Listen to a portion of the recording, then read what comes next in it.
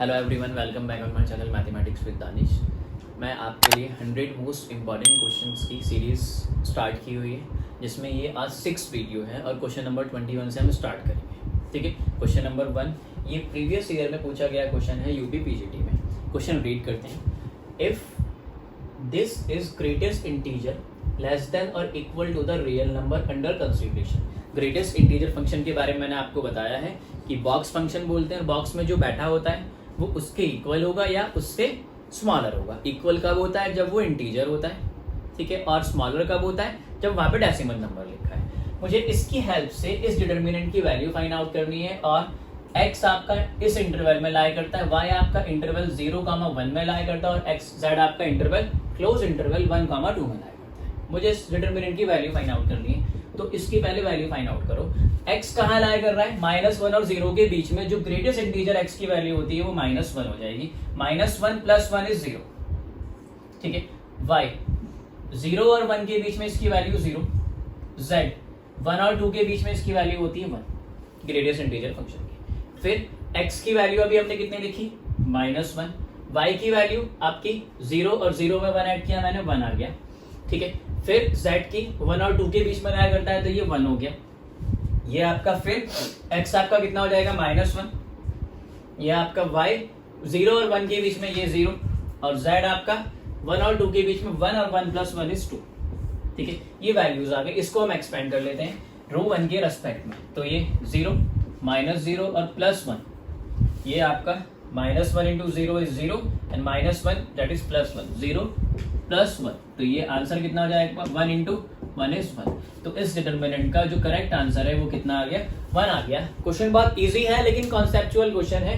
आपको पता होना चाहिए कि greatest integer function different intervals में क्या वैल्यू शो करता है। x आपका -1 और 0 के बीच में लाई कर रहा है, तो ग्रेटेस्ट इंटीजर x की वैल्यू कितनी होगी? -1, ठीक है। फिर आपका y 0 और 1 के बीच में लाई करता है, 0 के इक्वल है, तो इसकी जो वैल्यू होगी वो कितनी होगी? 0 इस इंटरवल में। और z आपका 1 2 में लाई करता है, 1 के इक्वल है, 2 से स्मॉलर है, तो इसकी जो वैल्यू होगी ग्रेटेस्ट इंटीजर z की वो कितनी होगी? 1 होगी। वैल्यूज पुटअप की, सिंप्लीफाई किया और आंसर आ गया। इसको आप कॉपी कीजिए।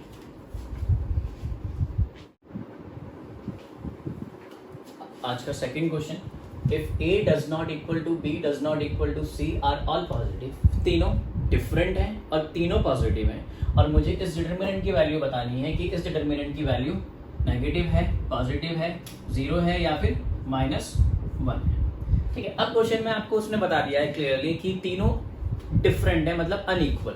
तो क्यों ना इस क्वेश्चन में मैं A1, B2 और C3 सपोज कर लिया, क्योंकि तीनों ही डिफरेंट है और तीनों ही पॉजिटिव हैं। इन नंबर्स को यहाँ पुटअप करते हैं। कितना?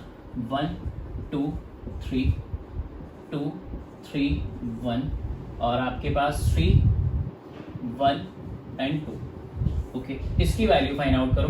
1 3 2 = 6 -1 -2, ये सॉल्व होके आपके पास आ जाएगा 4 -3 और +3 इट इज 2 -9, ओके। इसको सिंप्लीफाई किया 5 -2 और ये आपका -21, so this will be 5 -23, 5 -23 is -18, ठीक है।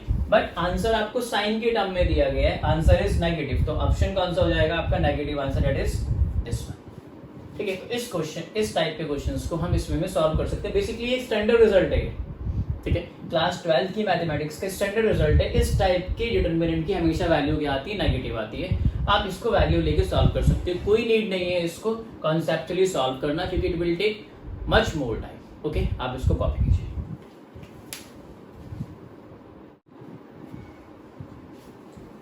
थर्ड क्वेश्चन आज का, if alpha comma beta are real numbers and beta does not equal to 0 and alpha plus i beta ये कॉम्प्लेक्स नंबर है, वो किसका रूट दिया गया है? इस क्यूबिक इक्वेशन का मुझे फाइंड आउट करना है। Then one of the root इस क्यूबिक इक्वेशन का, यहाँ पे एक रूट दिया गया है, उस रूट को हमें फाइंड आउट करना है कि कौन सा रूट दिया गया है। आपके पास एक क्यूबिक इक्वेशन है x³ + qx² + r = 0 और अल्फा प्लस आई बीटा इसका रूट है। अल्फा प्लस आई बीटा जो कि कॉम्प्लेक्स नंबर है, ये डिपेंड करता है इसका आंसर इस रूट के ऊपर, ठीक है।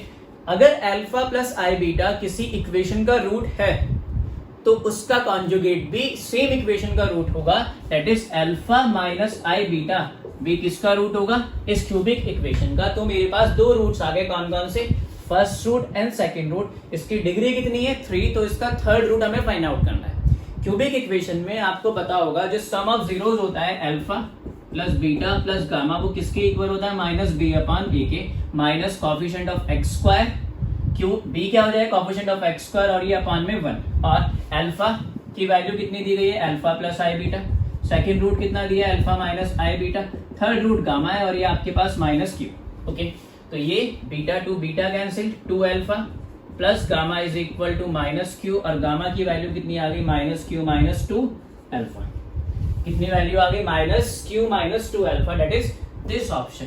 ये इस क्वेश्चन का करेक्ट आंसर है। वर्किंग रूल इस क्वेश्चन की किस पर डिपेंड करती है, इस कॉन्सेप्ट पे कि अगर किसी इक्वेशन का कोई complex number alpha plus i beta या फिर ए प्लस आई भी रूट है, तो उसका कॉन्जुगेट भी सेम इक्वेशन का रूट होगा, that is a minus i b and vice versa.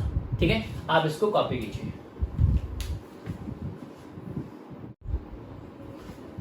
Question number 4 देखते हैं। अच्छा, for the curve y is equal to 5x minus 2x cube, आपको एक कर्व की इक्वेशन दी गई है।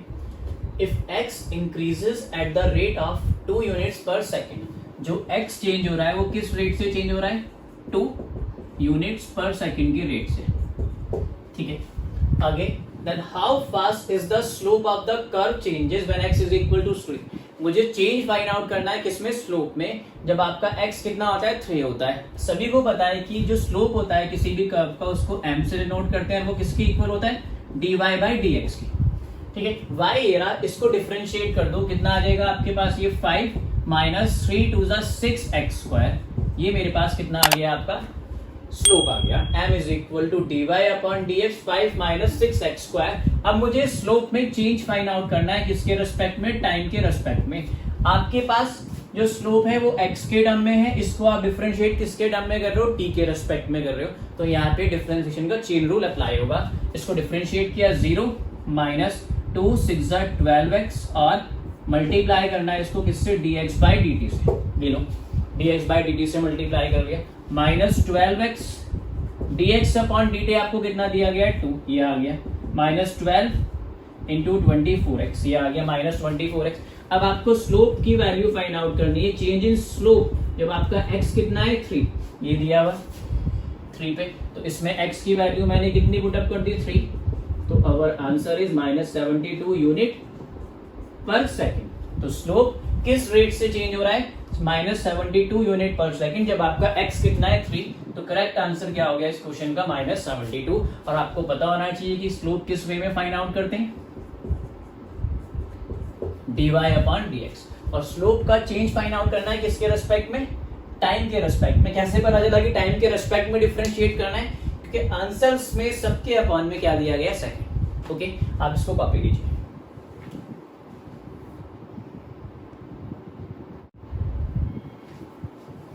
Look at the fifth question. The number of real roots of the equation x square minus 5 modulus x plus 6 is equal to 0. मुझे इस equation के number of real roots find out करने हैं। तो आपको इक्वेशन कितनी दी गई है, x square minus 5 modulus x plus 6 is equal to 0। आप सभी को पता है कि जो एक्स स्क्वायर होता है उसको हम किस फॉर्म में लिख सकते हैं, modulus of x of whole square. नहीं पता तो अब से याद रखना, so this can be written as modulus x of whole square 5 modulus x plus 6 is equal to 0। इसको फैक्टराइज कर लेंगे by splitting the middle term method से, तो ये आपके पास कितना आ जाएगा, मॉड्यूलस x माइनस 3 और ये मॉड्यूलस x आपके पास माइनस 2 इज इक्वल टू 0। यहाँ से मॉड्यूलस x की वैल्यू कितनी आ गई 3, यहाँ से मॉड्यूलस x की वैल्यू कितनी आ गई 2, यहाँ से x की वैल्यू कितनी आ जाएगी प्लस माइनस 3 और यहाँ से x की वैल्यू कितनी आ जाएगी plus minus 2, that is x कितना आ गया माइनस 3,3 और यहाँ से x कितना आ जाएगा माइनस 2,2। और ये आप जितनी भी वैल्यूज आप ऑब्जर्व कर रहे हो माइनस 3,3 माइनस 2,2, ये सब किसको बिलोंग करती है, रियल नंबर्स को। और मुझे उसने क्या पूछा है, रियल रूट्स पूछा है, तो ये चारों ही रूट्स इसके क्या है, रियल रूट्स है। तो इक्वेशन का आंसर कितना हो जाएगा, 4 रियल रूट्स है। ठीक है, ठीक है, ये तो बात हो गई इस क्वेश्चन की। लेकिन सपोज करते हैं आपके पास इक्वेशन कोई इस फॉर्म में दी गई है, x square plus 5 modulus x plus 6 is equal to 0। ठीक है, 6। आपके पास, ठीक है। इसको आपको मैंने बताया, इसको आप लिख सकते हैं इस वे में, +6 इज इक्वल टू 0। तो मैं इसको कंपेयर कर सकता हूँ स्टैंडर्ड इक्वेशन से, a modulus x of whole square plus b modulus x plus c is equal to 0। तीनों ही पॉजिटिव हैं, a b and c positive हैं, तो याद रखना इसका कोई भी रियल रूट एग्जिस्ट नहीं करेगा, इसके सारे के सारे रूट्स क्या होंगे, अनरियल, ठीक है। कोई भी रियल रूट इस टाइप की इक्वेशन का एग्जिस्ट नहीं करता जो मॉड्यूलस की फॉर्म में दी गई होती है, और a b c इसमें क्या होते हैं, पॉजिटिव होते हैं। तो इस केस में जो इसका आंसर होगा वो क्या हो जाएगा, नो रियल रूट्स, कोई भी रियल रूट इसका एग्जिस्ट नहीं करेगा, ये चीज आपको याद रखनी है। और इस क्वेश्चन का आंसर कितना हो गया, 4। इसको आप कॉपी कीजिए।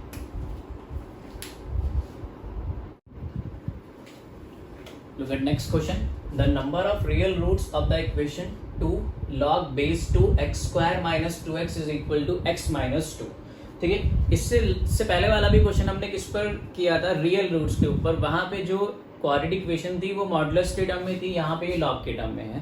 दोनों ही केसेस में इंपॉर्टेंट रिजल्ट या फिर इंपॉर्टेंट प्रॉपर्टी यूज होगी सेम वे में। यहाँ पे आपके पास इक्वेशन है 2 log base 2 x square minus 2x is equal to x minus 2। ये एक डायरेक्ट रिजल्ट पर बेस्ड है और वो आपको पता होना चाहिए, a raised to the power log base a y। आपका जो log है वो पावर पे है, और जो पावर है वही log का बेस है, तो वो किसके इक्वल हो जाता है, y के इक्वल हो जाता है। तो ये y कितना हो जाएगा यहाँ पे, x स्क्वायर माइनस 2x, ये इधर आके माइनस x, और ये +2 is equal to 0, x square minus 3x plus 2 is equal to 0। यहाँ से फैक्टर्स इसके आगे x minus 1 and x minus 2 is equal to 0, x is equal to 1 and x is equal to 2। ये इसके आगे roots आगे दोनों ही रियल नंबर्स हैं, तो इस इक्वेशन के जो रियल रूट्स होंगे वो कितने होंगे, 2 होंगे। अब बेसिक कॉन्सेप्ट क्या है, ट्रिक बोल सकते हो आप इसको, ये रिजल्ट, ओके। आप इसको कॉपी कीजिए।